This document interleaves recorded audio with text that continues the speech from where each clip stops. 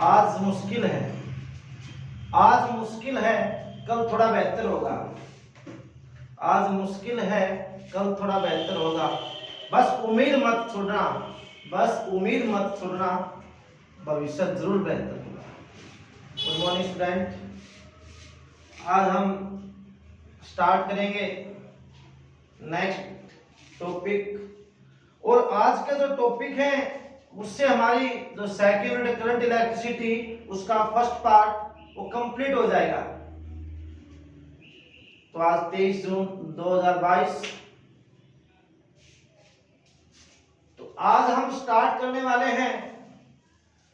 हमारा next topic है microscopic theorem of Ohm's law. Microscopic क्या होता है? माइक्रो का मतलब होता है स्मॉल। ओम्स लॉ की छोटी फॉर्म क्या होती है? ओम्स लॉ की स्मॉल फॉर्म क्या होती है? या और टॉपिक आ सकता है prove that relation between J sigma and E. हमने रिलेशन निकालनी है जे में, सिग्मा में और ई में। इनके ऊपर वेक्टर क्वांटिटी है। जे तो आपके पास है करंट डेंसिटी और सिग्मा है कंडक्टिविटी और ई है इलेक्ट्रिक फील्ड। या और क्वेश्चन आ सकता है prove that J is equal to sigma into E. इनके ऊपर वेक्टर। या ये 3 टाइप से क्वेश्चन होता है, किसी भी टाइप से पूछ सकता है एग्जामिनर। तो इसको हम कैसे प्रूव करेंगे तो देखना। हमने टॉपिक किया था कि relation between current and drift velocity. तो we know that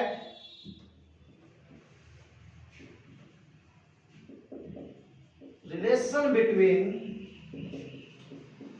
I and VD। I तो क्या है? इलेक्ट्रिक करंट और VD क्या है? Drift velocity. तो आपके पास कितनी आई थी? I is equal to ANE VD। ये करंट में और ड्रिफ्ट वेलोसिटी में रिलेशन आई थी। VD क्या है? Drift velocity. बट जो ड्रिफ्ट वेलोसिटी है वो आपके पास कितनी होती है? EE tau by M, right है। अगर मैं ये उठा के यहां रख दूंगा तो कितना आ जाएगा? ANE E tau by M, right है। अगर मैं A को इसके डिवाइड में लेके आ जाऊं, अंदर क्या? N E का square E tau by M, right है। इसके बाद देखना, हमने टॉपिक किया था R is equal to rho L by A. किया था या नहीं किया था? R कितना था? ml अपॉन में AN स्क्वायर तो रो एल बाई ए। ये हमारे पास रेजिस्टेंस आया था और ये रेजिस्टेंस है। L से L कैंसिल, A से A कैंसिल, तो रो कितना बच गया? M N स्क्वायर तो। ये सुनो, अगर मैं इसका रेसिप्रोकल कर दूंगा तो ये ऊपर चला जाए N स्क्वायर तो बाई M। हमने रेसिप्रोकल कर दिया तो ये क्या होता है? The reciprocal of conductivity, sorry, the reciprocal of a resistivity is called conductivity। N square to by M, ये क्या बनेगा? कंडक्टिविटी। अब ये देखो, ये हमारे पास क्या है? कंडक्टिविटी तो है। तो I बाई में A सिग्मा इंटू में A। लेकिन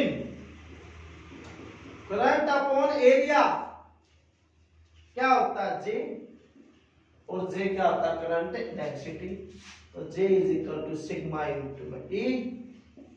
इन वेक्टर फॉर्म में क्या आ जाएगा?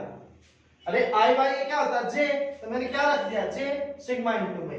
वेक्टर फॉर्म में J के ऊपर वेक्टर आएगा, सिग्मा के ऊपर नहीं आएगा, इलेक्ट्रिक फील्ड के ऊपर क्या आएगा? वेक्टर। ये हमारा क्या था? टॉपिक। नेक्स्ट टॉपिक देखना, ये हमारी microscopic forms of Ohm's law हमारी प्रूव हो चुकी है। अब आता हमारे पास नेक्स्ट टॉपिक, हीटिंग इफेक्ट या और joule heating effect of electric current. Electric current की वजह से कौन सा इफेक्ट आया? Heating effect. इलेक्ट्रिक करंट जो होता है उसके कारण 3 इफेक्ट होते हैं। Number 1 magnetic effect, number 2 chemical effect और थर्ड है हीटिंग इफेक्ट। हीटिंग इफेक्ट बोल सकते हैं या जूल हीटिंग इफेक्ट, ये साइंटिस्ट ने दिया था, जूल ने। और इलेक्ट्रिक करंट के बारे में, जब कोई भी कंडक्टर है, कोई भी वायर है, कोई भी इंस्ट्रूमेंट है, जब उसके अंदर हम क्या पास करा देते हैं? Current. For example electric heater है, इलेक्ट्रिक आयरन है, इलेक्ट्रिक प्रेस है, इलेक्ट्रिक गीजर है, उसमें क्या होता है? जब हम करंट पास कराते हैं, कुछ समय के बाद वो इंस्ट्रूमेंट, वो डिवाइस क्या हो जाता है? हॉट हो जाता है, यानी गर्म हो जाता है। किसकी वजह से गर्म हुआ? इलेक्ट्रिक करंट के जाने से। और कुछ समय के बाद, मतलब कुछ समय तक इलेक्ट्रिक करंट जाता है तो गर्म हो जाता है, हीट हो जाता है। तो वह हीट प्रोड्यूस होने से वहां क्या हो गया? Heating effect. क्योंकि हीट किसकी वजह से? इलेक्ट्रिक करंट की वजह से। और हीट क्यों होता है? आपको पता है, कोई भी सर्किट कंप्लीट जब होती है, जब उसमें क्या जुड़ा होता हो? रेजिस्टर जुड़ा होता हो। वो रेजिस्टर क्या करेगा? इलेक्ट्रिक करंट के फ्लो होने का, इलेक्ट्रॉन के मूव करने का अपोज करता है। क्या करता है? अपोज। मान लीजिए हमारे पास ये कंडक्टर है और इसको मैंने बैटरी के साथ, ईएमएफ के साथ जोड़ दिया गया। आपको पता है कंडक्टर में क्या है? Large number of free electron है। लार्ज नंबर ऑफ क्या है? Free electron. ये हीटिंग इफेक्ट होता क्यों है? किसकी वजह से होता है? तो देखना, इसके अंदर बहुत ज्यादा संख्या में फ्री इलेक्ट्रॉन है। अगर मैं क्या अप्लाई कर देता हूं? Potential difference. क्या अप्लाई कर दिया? Potential difference. और कहां अप्लाई होता है? कंडक्टर के एंड के ऊपर होता है। जब मैं कंडक्टर के एंड के ऊपर पोटेंशियल डिफरेंस अप्लाई कर दूंगा तो वहां पर इलेक्ट्रिक फील्ड डेवलप हो जाएगी। और इलेक्ट्रिक फील्ड क्या हो जाएगी? डेवलप। इलेक्ट्रिक फील्ड डेवलप हो जाएगी तो वहां पर एक फोर्स लगेगा। वो फोर्स इलेक्ट्रॉन को धकेलने का काम करेगा। यहां पर नेगेटिव है तो नेगेटिव और नेगेटिव क्या करेंगे? रिपेल करेंगे। तो फोर्स की वजह से रिपेल होंगे और वो किसकी तरफ मूव करेंगे? कंडक्टर के पॉजिटिव एंड की तरफ। इसकी तरफ है पॉजिटिव एंड। और इसके अंदर ज्यादा संख्या में इलेक्ट्रॉन है। इलेक्ट्रॉन क्या करते हैं? फिर आपस में कोलाइड करते हैं। क्या करते हैं? कोलाइड। कोलाइड करने से उसमें एनर्जी आ जाती है, क्योंकि मूव करते हैं। कौन सी एनर्जी आएगी? Kinetic energy. एक इलेक्ट्रॉन दूसरे के साथ निकल के उसके साथ टकरा गया, उसकी एनर्जी उसमें चलेगी, उसकी एनर्जी उसमें चलेगी। तो इसका मतलब काइनेटिक एनर्जी लगातार क्या होगी? इंक्रीज होगी। क्या होगी? इंक्रीज। और जितनी काइनेटिक एनर्जी इंक्रीज होगी उतना ही ज्यादा क्या होगा? कोलिजन होगा। और जितना ज्यादा कोलिजन होगा उतनी ज्यादा हीट प्रोड्यूस होगी। तो ये किस में होता है? ये हीटिंग इफेक्ट में होता है। तो उसमें हीट प्रोड्यूस होगी। तो वो हीट कैसे प्रोड्यूस होगी? देखना क्या होता है? When an electric current is passed through a wire or conductor, then after some time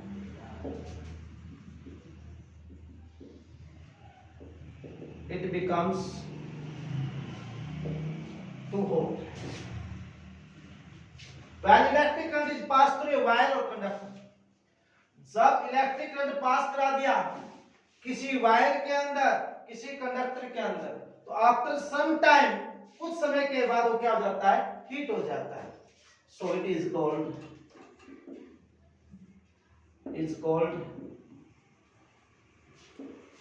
heating effect of electric current. इसी को हम क्या बोलते हैं, electric heating effect of electric current. तो इसमें क्या प्रोड्यूस होगी, हीट. तो वो हीट किसकी वजह से हुई है, तो द हीट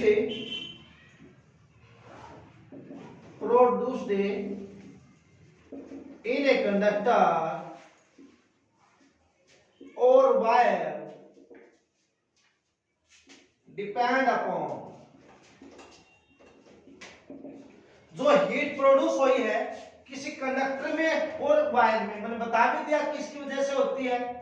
तो हीट प्रोड्यूस हुई डिपेंड करते हैं, number 1 directly proportional to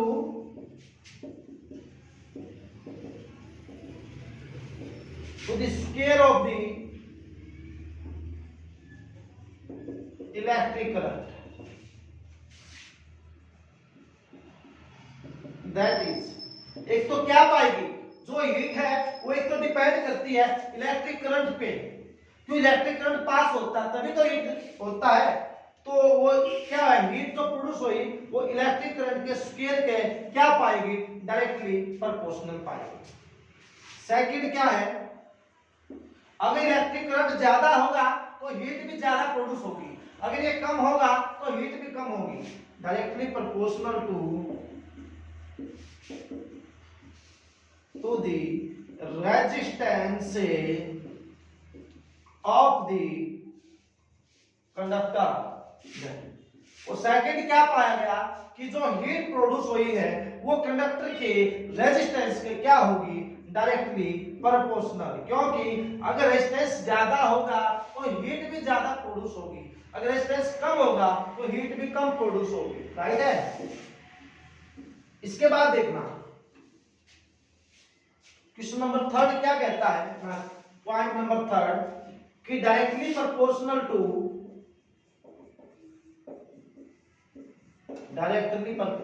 to time, जितने समय तक करंट पास करेगा उतना ही ज्यादा क्या होता जाएगा, हीट. दैट इज टाइम का भी क्या होगा, डायरेक्टली प्रोपोर्शनल. तीनों में हीट की वैल्यू है तो मैं कंबाइन कर दूंगा, combining equation first, second and third, तीनों को मैं कंबाइन कर दूंगा. कंबाइन करने के बाद क्या होगा, H I square R T, H I square R T. इसको हटाने के लिए क्या लगा दिया, कांस्टेंट जे. जे क्या है, जूल्स कांस्टेंट. इसको हटाने के लिए क्या लगा दिया, कांस्टेंट जे. और जे क्या, जूल कांस्टेंट. जे की वैल्यू 1 होती है. H इज इक्वल टू कितना आ गया, आई स्क्वायर आर टी. तो हीट की इक्वेशन क्या होती है, H is equal to I square R T.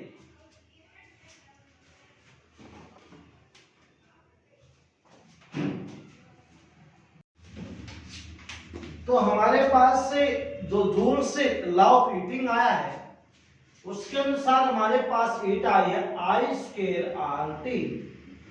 मतलब हीट किस किस पे डिपेंड करती है बेटा, एक तो करंट, एक रेजिस्टेंस और टाइम के ऊपर डिपेंड करती है. ये जो हमारे पास हीट आती है ये जूल में आती है. जे की वैल्यू मैंने 1 रख दी क्योंकि जे साथ में था ना, जे की वैल्यू मैंने 1 रख दी. जे क्या, जूल कांस्टेंट है. तो H is equal to I square R T हो गया. बात कर दिया. अब देखना, अगर हमारे पास जो एक कैलोरी है वो 4.18 जूल के इक्वल होती है. एक कैलोरी 4.18 जूल के इक्वल होती है. अगर मैं यहां से जूल निकालूंगा, एक कैलोरी अपॉन 4.18 आ जाएगा. तो ये उठा कर यहां रख दूंगा तो हीट कितनी आ जाएगी कैलोरी में, I square R T upon 4.18 calorie. बोलो बात समझ में आ गई। ये हमारे पास जो हीट आई है वो कैलोरी में आई है कि कितनी है, I square R T upon 4.18 calorie हमारी हीट आ गई है। ठीक है, अब एक बात देखना, V इज इक्वल टू क्या होता है, आई आर। अगर मैं आई निकालूंगा तो कितना हो जाएगा, V बाई आर। मैं यहां रख दूं h कितना है, आई का स्क्वायर सॉरी v का स्क्वायर अपॉन है r का स्क्वायर, क्योंकि पूरे का स्क्वायर है, यहां रखूंगा तो दोनों का स्क्वायर हो जाएगा r इंटू में t। एक r से एक r कैंसल, ये v स्क्वायर टी अपॉन में r। दो तरह से हम रेजिस्टेंस को जोड़ सकते हैं, सीरीज में और पैरेलल में। पैरेलल में क्या सेम रहता है, इन पैरेलल के अंदर पोटेंशियल डिफरेंस सेम रहता है। पोटेंशियल डिफरेंस सेम रहेगा तो हीट है वो रेजिस्टेंस का क्या होगी, इनवर्सली प्रोपोर्शनल। इसका मतलब क्या है कि हीट पैरेलल के अंदर रेजिस्टेंस के क्या होती है, इनवर्सली। और इन सीरीज, अगर बात करूं मैं सीरीज की, सीरीज में करंट क्या रहेगा, सेम यानी कांस्टेंट। तो H हीट है वो रेजिस्टेंस का क्या हो जाएगी, डायरेक्टली प्रोपोर्शनल। ठीक है, अब देखिए नेक्स्ट टॉपिक आता है, लास्ट टॉपिक क्या है हमारे पास। नेक्स्ट टॉपिक आता है बेटा इलेक्ट्रिक एनर्जी। इलेक्ट्रिक एनर्जी क्या होता है, सिंपल जो एनर्जी होता है वो क्या होता है, सिंपल जो एनर्जी है वो एबिलिटी टू वर्क डन, कि किसी कार्य को करने की जो एबिलिटी होती है ना, किसी भी कार्य को करने की जो एबिलिटी होती है उसको हम एनर्जी बोलते हैं। एनर्जी वर्क की फॉर्म में होती है। तो यहां पर क्या होगा, द इलेक्ट्रिक वर्क डन और energy supplied by the source of an EMF to the electric current in the electric circuit called electric energy। एक मिनट भैया,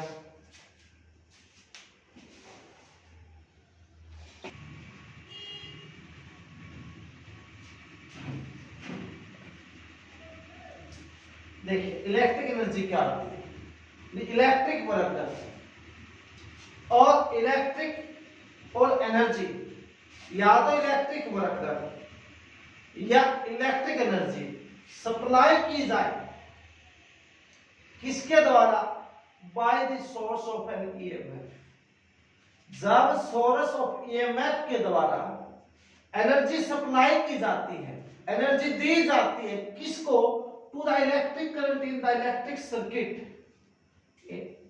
bye EMF to maintain the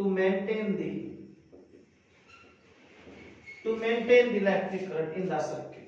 electric circuit के अंदर electric current को electric current को बनाए रखने के लिए एक एनर्जी दी जाती है ताकि कोई सर्किट हमारे पास, उस सर्किट में लगातार करंट फ्लो करता रहे, इसलिए उस ईएमएफ के द्वारा एनर्जी सप्लाई की जाती। वही क्या, इलेक्ट्रिक एनर्जी। क्या, इलेक्ट्रिक वर्क डन और energy supplied by the source of EMF. Source of EMF के द्वारा एनर्जी सप्लाई की जाती है टू मेंटेन इलेक्ट्रिक करंट। किसको मेंटेन रखने के लिए, इलेक्ट्रिक करंट को मेंटेन रखने के लिए किसके अंदर, इलेक्ट्रिक सर्किट के अंदर। उसको क्या बोले, इलेक्ट्रिक एनर्जी। तो इलेक्ट्रिक एनर्जी किसके इक्वल होती है, देखिए electric power work by time, right है। तो वर्क कितना आएगा, इलेक्ट्रिक पावर। तो electric energy, electric power into time. अगर मैं यहां से वर्क निकालूं तो इलेक्ट्रिक पावर इनपुट है, जो वर्क वही क्या है, एनर्जी है। इलेक्ट्रिक एनर्जी कितना है, P इंटू में T होता है, P इंटू T। इसकी ऐसा यूनिट क्या होगी, ऐसा यूनिट होगी जूल, किसकी, इलेक्ट्रिक एनर्जी की। तो 1 जूल, यहां पर क्या है 1 वॉट, और यहां पर 1 आवर। तो 1 जूल क्या होती है, 1 वॉट इंटू 1 आवर। तो एक जूल जो एनर्जी सप्लाई की जाती है वो कितनी पावर कंज्यूम खर्च करती है, 1 वाट कितनी आवर में, 1 आवर में। क्या लिखोगे, देखना, द इलेक्ट्रिक एनर्जी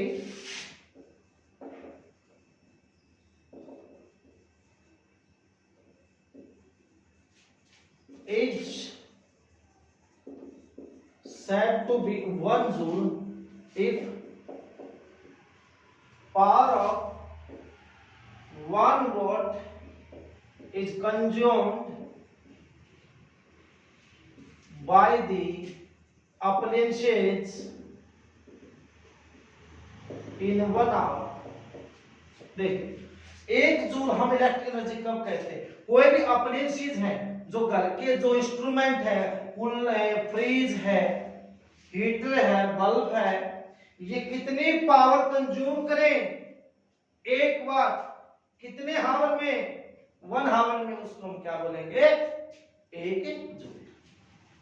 अब आती है commercial unit. The commercial unit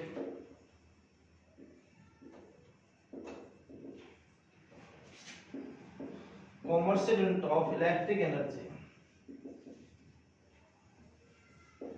is kWh, मतलब किलोवाट आवर, या BOT, बोट, इसको बोलते हैं बोर्ड ऑफ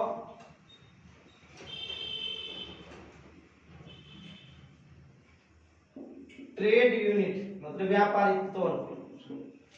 तो जो कॉमर्शियल मतलब है, जो घरों में यूज की जाती है, फैक्ट्रियों में यूज की जाती है, औद्योगिक रूप में जो घरेलू इस्तेमाल की जाती है, वो किलोवाट आवर है। जो हमारे मीटर होते हैं घर में, जो बिजली के बिल आते हैं, किलोवाट आवर के हिसाब से आते हैं। और boat, BOT, board of trade unit, ये यूनिट ऑफ इलेक्ट्रिसिटी होती है। तो 1 किलोवाट आवर किसके इक्वल होता है, 1 किलोवाट आवर, क्या मतलब 1 किलो, 1 किलो, 1 मिनट,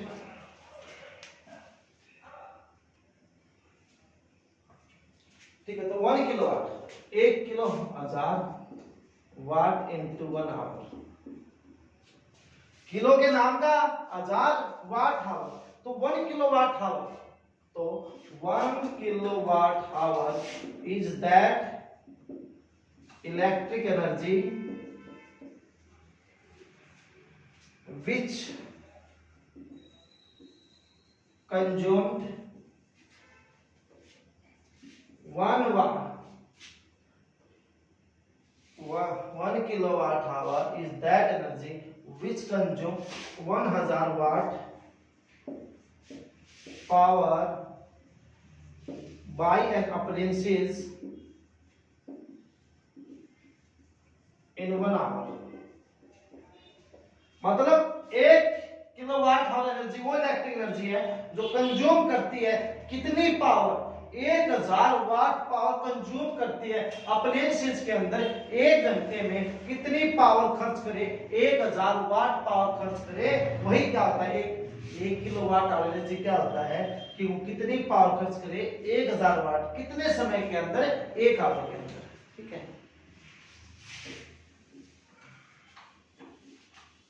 तो 1 किलोवाट आवर किसके इक्वल होता है, 1 किलोवाट आवर 1000 इंटू वाट, जूल में कन्वर्ट करूंगा अब मैं, ये 1 आवर में कितनी सेकंड होती है, 3600।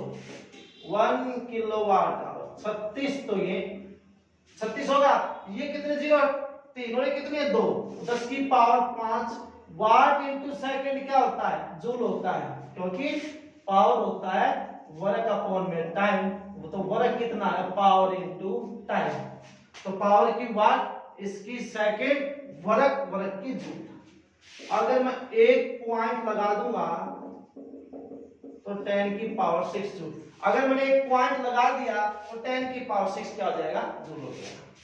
और एक बिगर यूनिट होती है, bigger unit of electric energy, वो होती है हॉर्स पावर, एचपी। ठीक है, क्या होती है, हॉर्स पावर। बड़ी जो यूनिट होती है इलेक्ट्रिक एनर्जी की, वो हॉर्स पावर होती है। और एक हॉर्स पावर किसके इक्वल होती है, 746 वाट के इक्वल होती है। एक हॉर्स पावर किसके वोल्ट के बराबर होती है, 746 वोल्ट। ठीक है, अगर हमने नंबर ऑफ यूनिट निकालनी हो, number of unit of electricity, कि हमारे घर में कितनी इलेक्ट्रिसिटी खर्च हुई है, कितनी यूनिट हमारे मीटर ने निकाली है, वो निकालनी हो, तो आप क्या लिखोगे, वाट इंटू आवर। 1 किलो था, 1000 वर्ष डिवाइड हो करते हो, वाट इंटू आवर अपॉन में 1000। हमारे पास क्या आ जाएगा, हमारे पास आ जाएगी उसकी क्या, नंबर ऑफ यूनिट आ जाएगी। क्या आ जाएगी, नंबर ऑफ यूनिट आ जाएंगी। वाट इंटू हावर को हम किससे डिवाइड कर देंगे, 1000 से हम क्या कर देंगे, डिवाइड कर देंगे। राइट, अब कुछ नोट लिखना है। नोट में आपने फर्स्ट पॉइंट क्या लिखना है, देखो कि जो जूल्स लॉ था, joules law of heating applicable for both AC and DC। ठीक है, because they are in common, क्योंकि इन दोनों में क्या होता है, वो कॉमन होता है। देखिए जूल्स लॉ ऑफ हीटिंग है वो अप्लीकेबल होता है सेम रूप से, एसी में भी वैसे ही काम करेगा जैसे डीसी में, मतलब दोनों में क्या होता है, कॉमन होता है। एसी डीसी का कोई फर्क, इलेक्ट्रिक जो डिवाइस है इसके अंदर एसी में उसी तरह काम करेंगे जैसे वो डीसी में काम करेंगे। ठीक है, और नोट में सेकंड पॉइंट क्या लिखना है, नोट में आपने सेकंड पॉइंट लिखना है, Joule's law of heating is irreversible, irreversible। Joule's law of heating irreversible है, इरिवर्सिबल मतलब वापस ना आए, उसी फॉर्म में ना आए, वापस उसी फॉर्म में। मान लो कोई वाटर है, वाटर से हम बना दी बर्फ, बर्फ से क्या बना दे वापस वाटर, वो तो रिवर्सिबल हो गया, तो वापस आ जाए रिवर्सिबल, वापस ना आए इरिवर्सिबल। क्यों, because if the direction of current change, then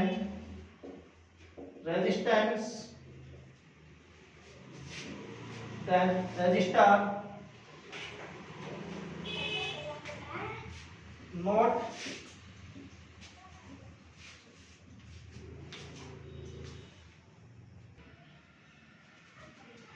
ठीक है, तो if direction of current change तो then resistor not becomes cooling down। देखो आपको पता है अगर हमने करंट पास कराते हैं तो रेजिस्टर हीट कर देता है। अगर मान लो हमने करंट की डायरेक्शन चेंज कर दी, अगर पहले उसको हीट किया तो वापस उसको ठंडा कर देगा, नहीं करेगा, क्योंकि जूल्स लॉ ऑफ हीटिंग क्या कहता है कि वो इरिवर्सिबल है। जूल्स लॉ हमेशा कभी भी वापस नहीं लाएगा। जूल्स लॉ बस एक ही काम है, चीज को हीट करना, वापस कूल डाउन नहीं करेगा। तो बट ऑलवेज हॉट, हमेशा क्या रखेगा, वो हॉट रख, कभी भी ठंडा नहीं रखेगा। ये हमारे पास जो फर्स्ट यूनिट का, सेकंड का फर्स्ट चैप्टर क्या होगा, कंप्लीट होगा।